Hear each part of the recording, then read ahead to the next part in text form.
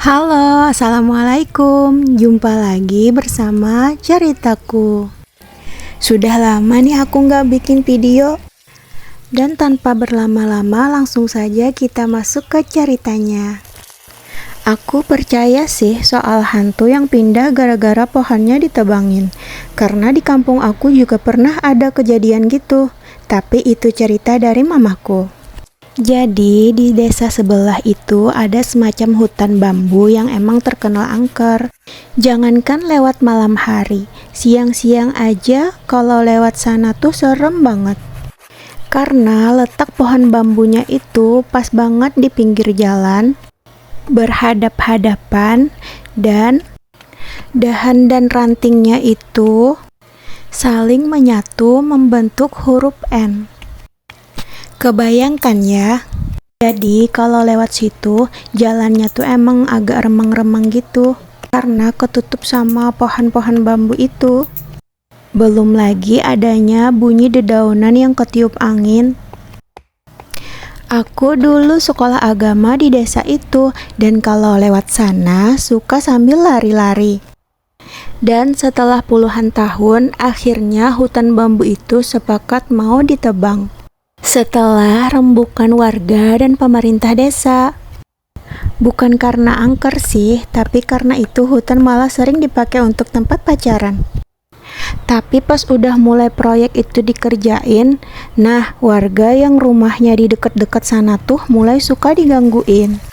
Ya semacam ketukan pintu, sama penampakan tipis-tipis, tapi emang biasanya nggak pernah ada yang kayak gitu sih sebelumnya. Jadi warga mulai yakin kalau gangguan itu berasal dari para penghuni hutan bambu. Akhirnya dipanggillah seorang tetua desa yang mengerti dengan hal-hal yang begitu. Beliau bukan dukun sih, tapi cuman orang yang udah sepuh banget. Kalau di kampung aku mah masih percaya kalau tetua kampung itu sakti dan bisa ngobatin orang pakai air doa. Nah, tetua itu yang hampir tiap hari bolak-balik ke hutan bambu itu buat mindahin dedemit di sana. Kata warga sekitar, kalau mereka papasan sama tetua desa itu, yang habis keluar dari hutan bambu, tangan beliau pasti berada di belakang badan. Seperti orang yang sedang menggendong anak kecil. Gak tahu sih dipindahin kemana. Tapi akhirnya setelah 6 bulan kemudian hutannya aman buat dibersihkan karena dedemitnya udah habis dan warga nggak ada gangguan lagi. Nah itu tadi cerita pertama kita. Sekarang kita lanjut cerita yang kedua.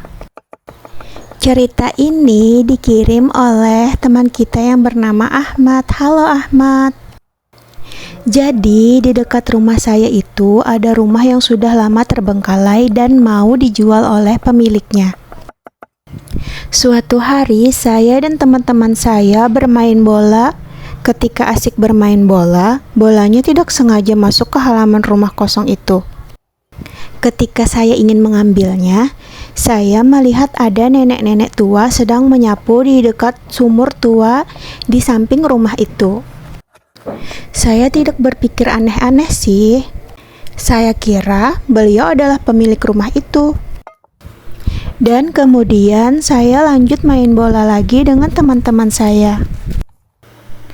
Ketika malam hari, badan saya terasa panas. Dan akhirnya saya pun ketiduran.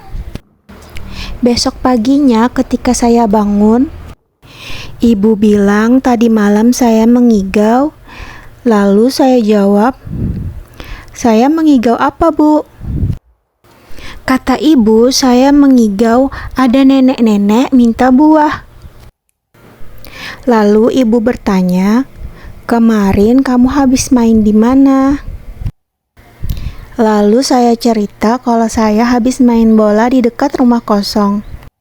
Setelah mendengar cerita saya, ibu pun langsung pergi ke rumah orang yang ngurus rumah itu. Lalu saya dikasih air doa.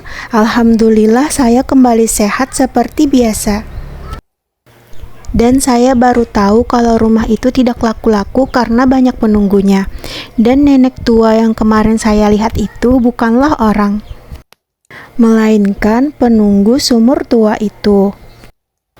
Suatu hari pernah ada orang yang mau beli rumah itu, tetapi tidak jadi karena beliau tahu kalau rumah itu banyak penunggunya. Oke, kita lanjut cerita yang ketiga. Cerita ini dikirim oleh teman kita yang bernama Dio. Halo Dio. Nama saya Dio. Saya juga punya cerita horor nih. Jadi tempat tinggal saya itu berada di komplek perumahan. Dan komplek perumahannya itu dekat dengan kuburan. Suatu hari, saya sedang duduk di ruang TV sambil nonton TV dan saya melihat bayangan seperti ibu saya berjalan dari ruang tamu menuju dapur. Lalu saya iseng manggil lah, "Bu." Tapi anehnya ibu saya menjawabnya di dalam kamar. Saya sontak kaget dan lihat ke kamar dan benar aja ada ibu saya di dalam. Lah, kalau ibu berada di dalam kamar, terus siapa yang jalan ke dapur tadi? Kata saya dalam hati. Karena saya penasaran, saya lihatlah ke dapur. Dan benar gak ada siapa-siapa di sana. Habis itu saya mulai merinding. Lalu saya langsung ambil air wudhu dan segera melaksanakan sholat. Saya berdoa agar saya dan keluarga saya diberi perlindungan oleh Allah Subhanahu wa Ta'ala. Amin. Kita doakan semoga Dio dan keluarganya dan kita semua diberi perlindungan oleh Allah Subhanahu wa Ta'ala. Oke, sampai di sini dulu cerita saya kali ini. Mohon maaf jika ada kesalahan. Dan jika kalian mempunyai cerita horor yang ingin di-share, boleh tuliskan cerita kalian di kolom komentar. Jangan lupa subscribe, like, dan komen ya. Terima kasih yang sudah support. Kita jumpa lagi di video berikutnya. Terima kasih. Assalamualaikum.